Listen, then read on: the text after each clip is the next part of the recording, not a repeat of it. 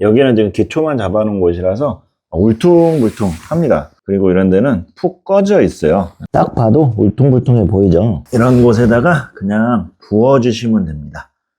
이렇게 쭉 부어주면 자기가 알아서 낮은 곳을 찾아서 가요. 구멍 뚫린 데는 알아서 침투해서 메꿔주고요. 이거는 지금 알아서 쭉 들어가고 있죠, 지금.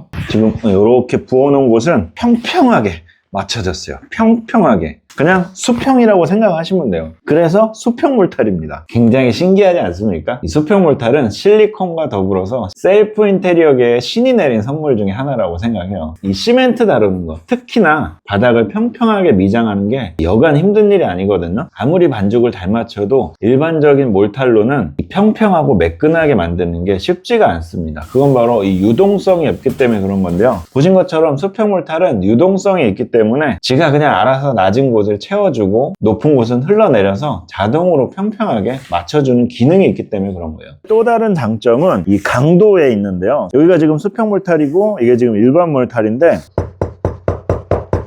떨어져 나가는 거 보이시죠? 수평 몰탈은 찍히기는 찍히지만 이렇게 떨어져 나가지가 않습니다. 얘가 강도가 굉장히 세요. 망치로 쳐봐도 짱짱한 그런 소리 나죠. 일반 몰탈은 좀 텅텅거리는 소리가 나고 이렇게 살짝만 긁어도 모래가 이렇게 떨어져 나오고요. 수평 몰탈은 보신 것처럼 이렇게 쉽게 긁히지가 않습니다. 이렇게 강도에서도 차이가 나고 매끈함에서도 차이가 나죠. 수평 몰탈은 표면이 굉장히 매끈해가지고 후속 마감 작업을 하기에 굉장히 용이하고요. 일반 몰탈은 아무리 기술자가 미장을 평평하게 잘 한다고 해도 표면 자체가 매끄럽지 않고 울퉁불퉁할 수밖에 없습니다. 사람 손으로 하는 거기 때문에 이 통에다가 물을 먼저 채워줘야만 반죽이 수월하거든요. 이 수평 몰탈을 먼저 붓고 물을 나중에 넣으면 수평 몰탈이 밑에 가라앉아 있기 때문에 굉장히 반죽이 힘들어집니다. 물을 넣고 수평 몰탈 넣고 반죽해주면 돼요. 마스크 꼭 쓰고 작업하세요. 물 넣는 비율도 좀 중요한데요. 이 수평 몰탈 25kg 한 포에 물이 6리터가 조금 안 되게 들어가거든요. 교반기로 이제 섞어주면 돼요. 지금은 좀 물이 너무 많이 들어간 상태거든요. 물량을 정확하게 계량해서 하게 되면 중간에 덮어주고 이런 번거로움이 좀 없어지기 때문에 가능하면 정확하게 맞춰서 하는 게 좋을 것 같습니다. 야무지게 섞어주셔야 돼요. 이게 골고루 섞인 것 같아도 중간중간 뭉쳐있는 것들이 있을 수 있기 때문에 여러 번 골고루 위아래로 이런 식으로 야무지게 좀 섞어줘야 돼요.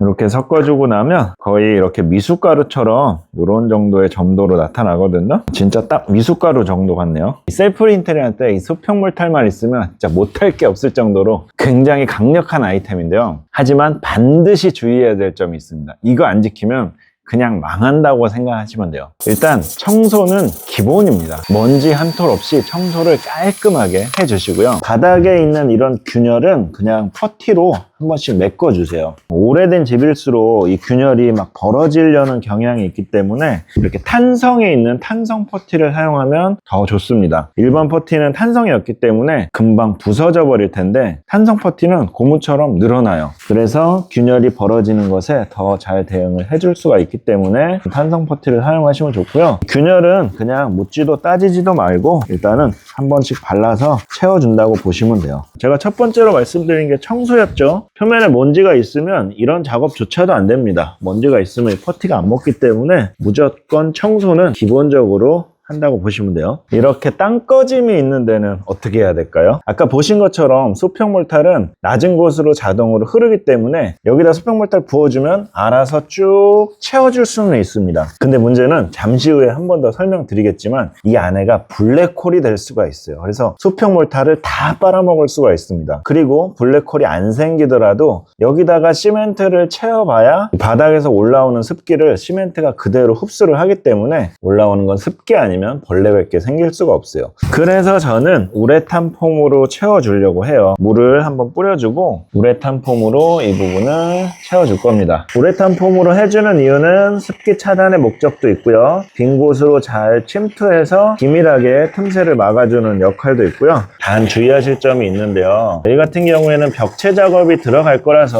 이 우레탄 폼 부분을 다 커버를 해줄 수 있기 때문에 이런 식으로 작업을 하는 건데, 만약에 이런 땅꺼짐이 여기 중간에 있다 그러면 우레탄 폼으로 하면 안 되겠죠. 그 부분은 시멘트로 메꿔줘야지 맞는 거죠. 그래야 짱짱하니까요. 여기는 벽체로 가려질 거기 때문에 우레탄 폼으로 처리한다라는 거 알아두시면 좋을 것 같고요. 특히나 지금 같은 겨울철에는 반드시 물을 뿌려줘야만 이 우레탄 폼이 야무지게 경화가 됩니다. 물을 안 뿌리면 속빈 강정처럼 이 안에가 다 푸석푸석하게 경화가 되기 때문에 시공이 하나 많아 그렇게 되거든요. 그래서 물을 뿌려주셔야 돼요. 제가 블랙홀 얘기 잠깐 드렸잖아요. 이 수평물 탈 정말 편리하고 좋은데 진짜 너무너무 주의해야 될 게 이 블랙홀이에요. 쉽게 말하면 조그만 구멍만 있어도 거기로 수평물 탈이 다 빨려 들어갑니다. 근데 그 구멍이 진짜 말도 안 되게 조그매도 다 빨려 들어가거든요. 그만큼 수평물 탈은 입자가 곱고 이 유동성이 강하기 때문에 그런 건데요. 이 부분에 지금 수평물 탈을 분다고 하면 그냥 생각으로는 자동적으로 쭉 메꿔져 가지고 작업이 될 것 같지만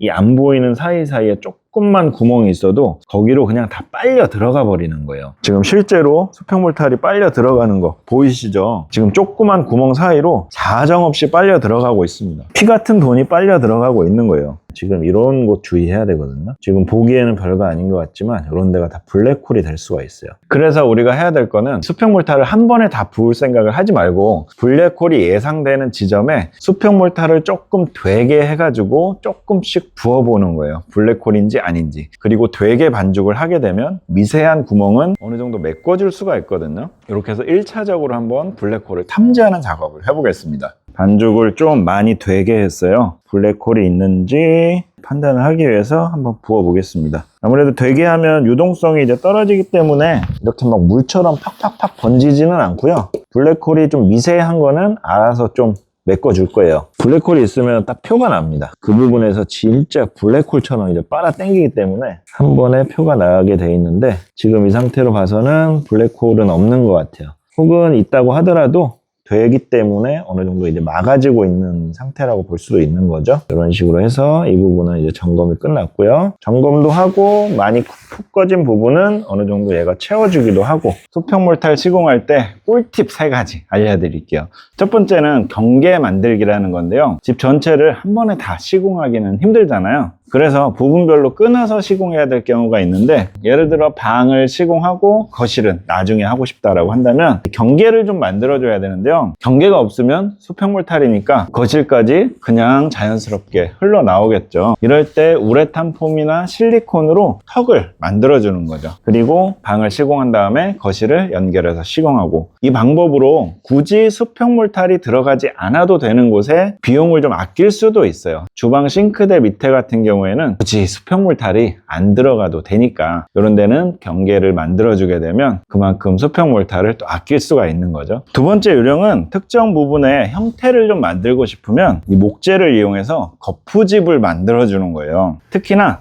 턱 모서리 부분, 이런 데 형태를 만들기가 좀 쉽지가 않은데, 이런 식으로 목재를 이용해서 수평몰탈을 벗을 때 내가 원하는 모양이 나올 수 있게 목재로 틀을 잡아주고, 이 틀이 어느 정도 야무지게 붙어 있을 수 있도록 임시적인 고정을 해줘야 되는데요. 저 같은 경우에는 주로 글루건을 이용하는 편입니다. 이 글루건이 충격에는 쉽게 떨어지는데 지속적으로 완만한 하중은 얘가 어느 정도 이제 버텨줄 수가 있기 때문에 또 나중에 철거가 쉽다는 장점도 있어요. 이 틀 할 때도 또 주의해야 될 게 뭐냐면 밑에나 옆에 부분에 블랙홀이 생길 수가 있습니다. 이 상태로 그냥 버버리면 나중에 다 흘러나오기 때문에 실리콘으로 야무지게 밀봉 처리를 해줘야 돼요. 이렇게 틀을 만들어 놓으면 여기다 이제 부어주기만 하면 이 모양 그대로 굳기 때문에 이게 생각보다 굉장히 유용하고 괜찮은 방법이거든요. 여기는 이제 현관문이 들어갈 건데 이 아랫부분을 참 처리하기가 이게 쉽지가 않아요. 그래서 막 목공으로도 하고 시멘트 보드도 붙이고 이런 식으로 해서 작업을 하긴 하는데, 이렇게 거푸집 형태로 틀을 만들어서 수평 몰타를 딱 부어 놓으면 이 상태 그대로 짱짱한 콘크리트 구조가 되기 때문에 마감도 깔끔해지고 작업도 수월해지고 일석이조의 효과를 볼 수가 있습니다. 다 밀봉 처리를 해놨기 때문에 지금 흐르지 않고 있는 건데요, 이렇게 안 되고 만약에 블랙홀이 생기면 지금 여기 부어놓은 수평 몰타이 다 쏟아집니다. 어떻게 할 수가 없어요. 그때는 확인을 하고 작업을 하셔야 돼요. 세 번째 요령도 진짜 꿀팁인데요, 인테리어 하다 보면 이렇게 단을 좀 높여서 만들어야 되는 경우가 종종 있거든요. 근데 이 단을 높이는 게 이게 생각보다 시멘트가 많이 들어갑니다. 근데 미장은 제가 힘들다고 말씀드렸으니까 이 수평 몰타를 이용해서 다 여기를 채워주면 좋긴 하겠지만 이게 가격이 비싸잖아요. 그래서 이럴 때는 어느 정도까지는 일반 몰타로 쫙 채워놓고 마지막에 수평을 잡는 용도로만 이 수평 몰타를 사용하는 거예요. 한 5mm에서 10mm 정도만 남겨놓고 일반 몰타로 채워주면 좋거든요. 여기도 지금 그렇게 해서 작업을 해 놓은 겁니다. 몇 가지 추가적으로 좀 알려드릴 게 있는데요, 일단 이게 수평 몰타인데 이 집 전체를 다 수평을 잡는다고 생각하시면 안 돼요. 저쪽 끝과 이쪽 끝이 3cm, 5cm 이렇게 차이 날 수도 있잖아요. 이 상황에서 이걸 수평을 맞추려고 하면 이 수평 몰타이 한도 끝도 없이 들어갑니다. 그렇게 맞출래야 맞출 수도 없어요. 그래서 얘는 그냥 어느 정도 반듯하게 잡아준다라는 개념으로 작업을 하시면 돼요. 그렇기 때문에 이 수평 몰타를 어느 정도 부어 놓은 상태에서 얘가 자연적으로만 다 맞춰지게 되면 말 그대로 이제 수평이 잡혀질 수가 있기 때문에 특정 부위를 내가 좀 많이 넣고 싶거나 혹은 좀 얇게 하고 싶거나 그럴 수가 있잖아요. 그럴 때는 이 쇠손을 이용해서 어느 정도 내가 컨트롤을 해준다고 생각하시면 돼요. 특정 부위를 좀 얇게 바르고 싶으면 얘를 좀 빼가지고 이쪽으로 좀 몰아준다든가 이런 식으로 어느 정도 컨트롤을 하면서 작업을 하셔야 돼요. 아니면 한도 끝도 없이 들어갑니다. 수평 몰타 값으로 집 한 채 짓는 값이 나올 수도 있어요.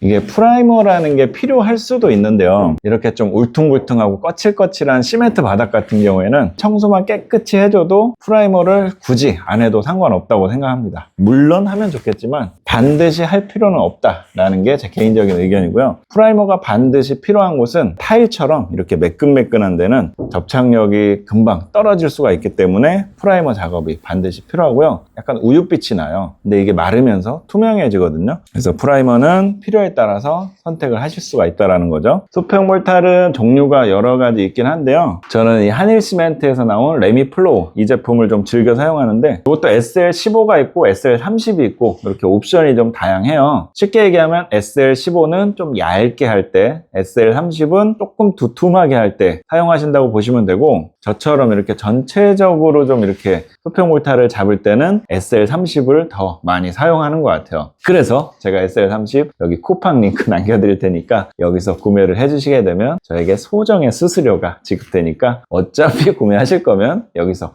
구매해 주시면 감사하겠고요. 여기 양생 시간이 있는데요, 일단 기본적으로 24시간 이상은 양생을 해야 됩니다. 완전하게 양생되는 시간은 제가 지금 안내해 드리는 시간을 지켜주셔야 되고요. 현장에서는 사실 좀 바쁘잖아요. 그래서 24시간 정도 지나면 경보행이 가능한 수준으로 양생이 되니까 그 점 참고해 주시면 될 것 같아요. 쉽게 얘기하면 막 뛰거나 이런 난리 치는 건 안 되지만 그래도 왔다 갔다 할 정도는 된다라는 거 참고하시면 될 것 같고, 오늘 수평 몰타 시공하는 거 알려드렸는데요, 반드시 주의해야 될 거 블랙홀입니다. 블랙홀 정말 조심하셔야 되고, 제가 알려드린 틀 만드는 요령이나 경계 구분하는 요령 이런 것들 사용하시면 바닥을 평평하고 짱짱하게 작업하는데 큰 도움이 되실 겁니다. 오늘 영상 도움이 되셨다면 구독과 좋아요 부탁드리겠고요. 또 다음 시간에 찾아뵙도록 하겠습니다. 감사합니다.